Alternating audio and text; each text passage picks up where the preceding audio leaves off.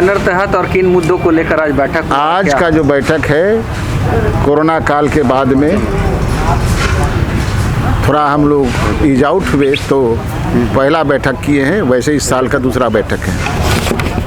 यह आदिवासी मूलवासी सामाजिक संगठनों का संयुक्त मोर्चा के तत्वाधान में इसका कोर कमेटी की बैठक आज बुलाई गई। कोर कमेटी की संख्या हमारा 75 है, जो विभिन्न संगठनों के 3 दर्जन से अधिक संगठनों के प्रतिनिधि कोर कमेटी। आज हम लोगों ने निर्णय लिया है कि यह जो 2 समस्याएं, जो स्थानीय और नियोजन नीति की बात हम लोग उठाए हैं, और इस समस्या को निदान इस सरकार नहीं दे रही है, उल्टा पलटा काम कर रही है। हमारे दृष्टि से, हम लोग के सामूहिक निर्णय के दृष्टि से ये बात आई कि स्थानीय नीति के अंतर्गत ही नियोजन नीति है। जब तक दिशा निर्देशक निर्णय नहीं बनेगा तो उसके अनुपालन में ही बनता है। कोई भी दिशा निर्देशक निर्णय होते हैं उसके अनुपालन में ही आपको नियमावली बनती है। तो सरकार उल्टी पहले नियमावली बनाती है, उसके बाद स्थानीय नीति बनाती नहीं है। तो ऐसा कैसे होगा, इसका हम लोग विचार कर रहे थे। अच्छा, तो आज का जो बैठक हुआ, जो भाषाई आधार पर जिस तरीके से आंदोलन चल रहा है, भोजपुरी, मगही, मैथिली और अंगिका को लेकर आंदोलन हो रहा है, खासकर धनबाद बोकारो में लाखों लोग निकल रहे हैं, आप किस स्वरूप में देखते हैं आने वाले समय में ये आंदोलन किस तरीके से रूप लेगा?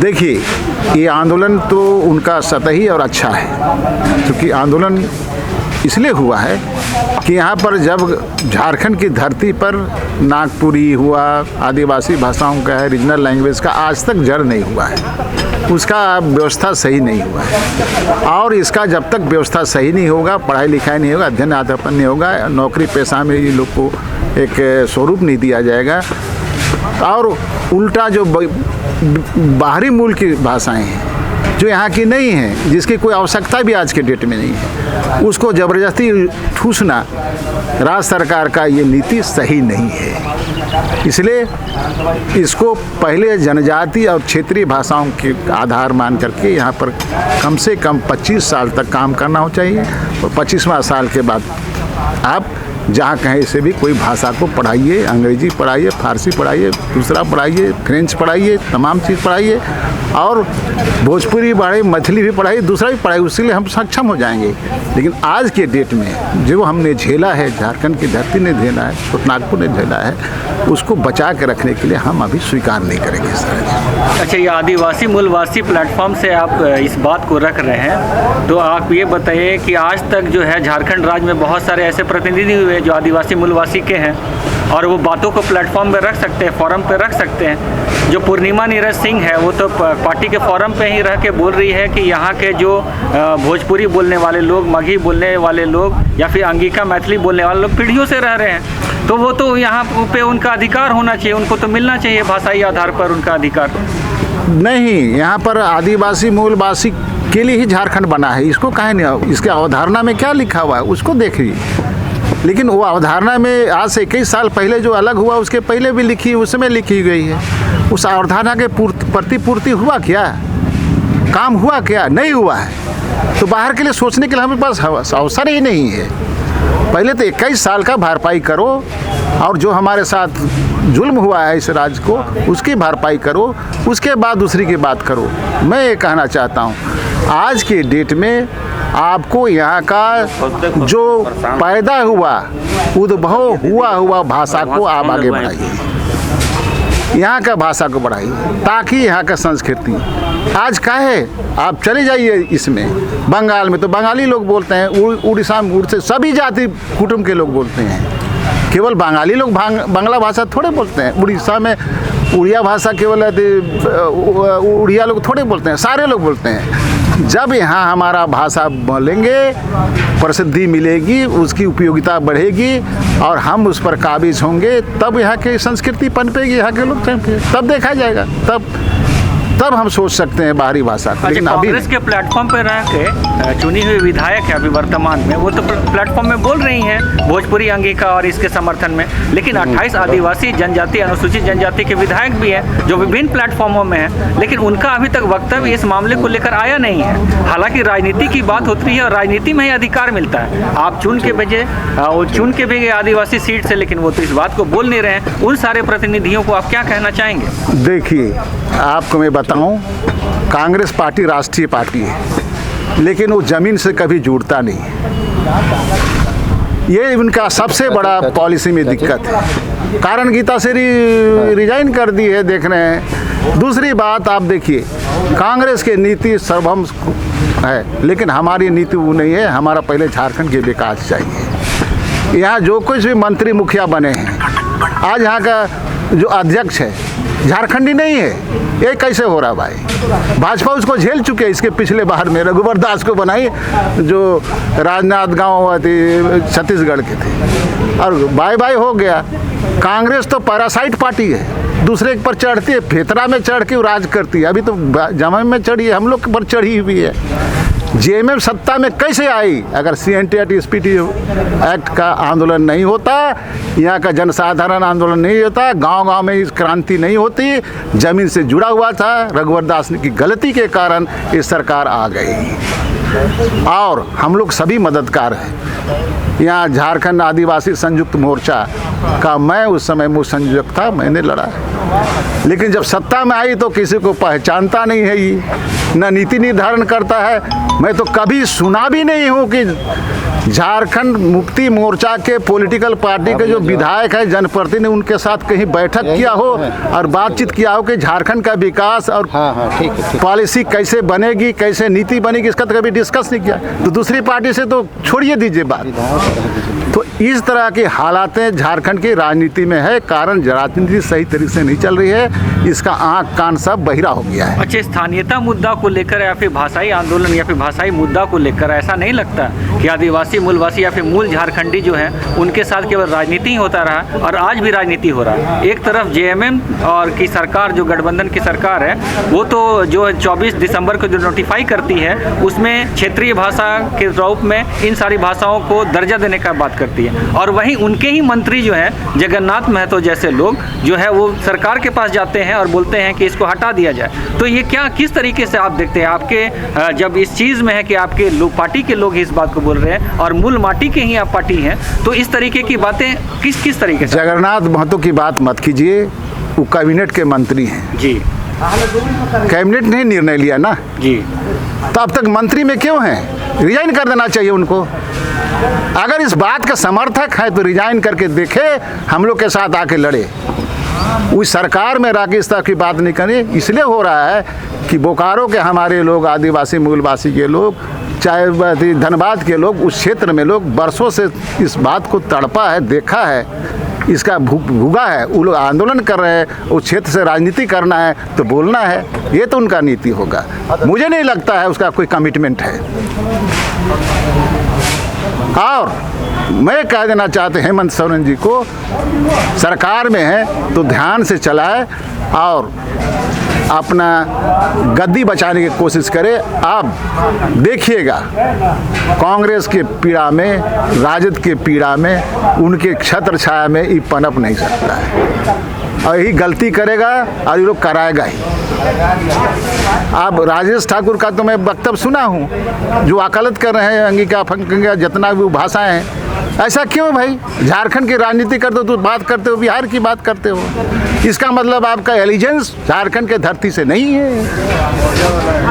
और ऐसी पार्टी को अब की बार हम लोग धूल चटा देंगे। अच्छा, ये महागठबंधन की सरकार है, तमाम पार्टियां आदिवासी, मूलवासी, दलित, पिछड़े सारे लोगों का बात करती है, लेकिन यहाँ तो आरक्षण की अगर बात करें तो जेपीएससी का जो पीटी परीक्षा हुआ उसमें जो नियम बनाई गई उसमें सिंगल कट ऑफ का बात किया गया, जो हाईकोर्ट में मामला गया, और उसके बिना पर जेपीएससी से जो है अभी मांगा गया स्पष्टीकरण के किन बातों को लेकर वो कोर्ट में आती है, और इस एग्ज़ाम जो मुख्य परीक्षा होने वाली थी उसको तत्काल के लिए रोक दिया गया।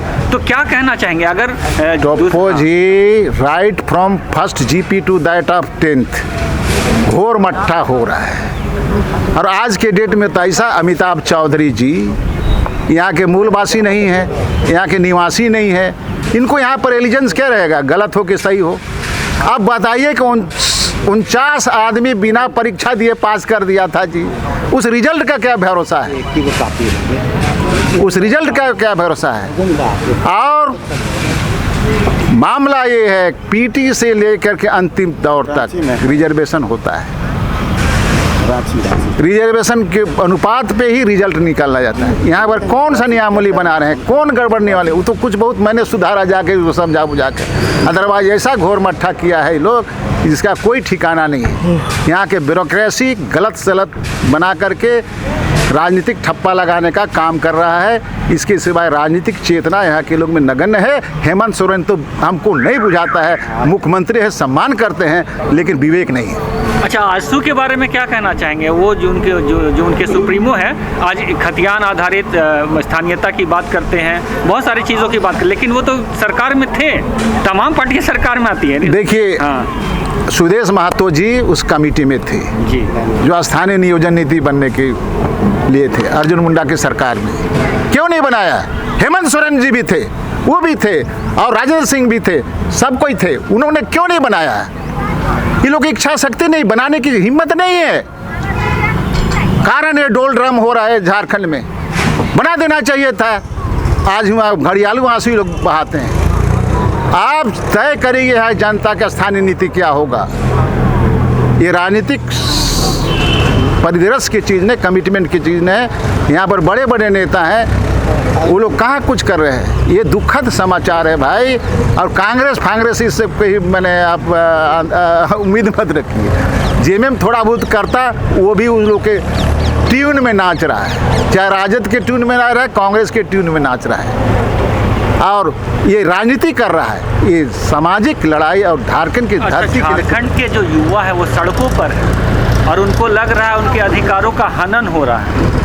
झारखंड गठन के इतने साल हो गए, तमाम राजनीतिक पार्टियां आई, और अभी अब आप लोग भी जो है अभिभावक के समान ही है, शिक्षाविद है, समाज का प्रतिनिधित्व करते हैं। अब युवा समाज किस तरीके से कहाँ देखे कि उनको लगे कि उनकी आकांक्षाएं पूरी हो। फ्रस्ट्रेशन, झारखंड बनने के बाद 50,000 से अधिक नियुक्ति आपने पिछले दरवाजे से कर दिया। न आपने आरक्षण का आकलन किया, न रोस्टर का आकलन किया, न आरक्षित वर्गों को सुरक्षा दिया, और यहाँ तो ज़्यादा आरक्षित वर्गे हैं। और दूसरी तरफ आपने आईएएस अफसर के माध्यम से, अध्यक्ष के माध्यम से, सेक्रेटरी के माध्यम से, कुलपति के माध्यम से हजारों की नियुक्ति आपने बैकडोर से कर दिया अनुबंध पर, और वो रेगुलाइज कर रहे हैं। तो यहाँ का क्या संविधान भी कारगर नहीं हो रहा है। तो ये कौन देखेगा? सरकार ने देखेगा संविधान को भाई, लेकिन देखा कुछ नहीं। ये अराजकता फैला दिया है, कारण फ्रस्ट्रेशन है। अगर समुचित रूप से ठीक ढंग से आपकी नियुक्ति होते रहता झारखंड बनने के साथ में, तो 2,44 वैकेंसी है विभिन्न संवर्ग के पदों का, और उतने ही संख्या में और भी पद हैं, शिक्षक के पद हैं, 30% काम करने कॉलेजों में, विश्वविद्यालय में। ये सारे लोग नियुक्ति हो जाता, फ्रस्ट्रेशन दूर हो जाता, सबका सहभागिता होता, सबका रोजी रोटी चलता, सबका काम काज चलता, पूरा सरकारी इंफ्रास्ट्रक्चर चलता, महकमा चलता। सब तो राजकता के में फंस गया है।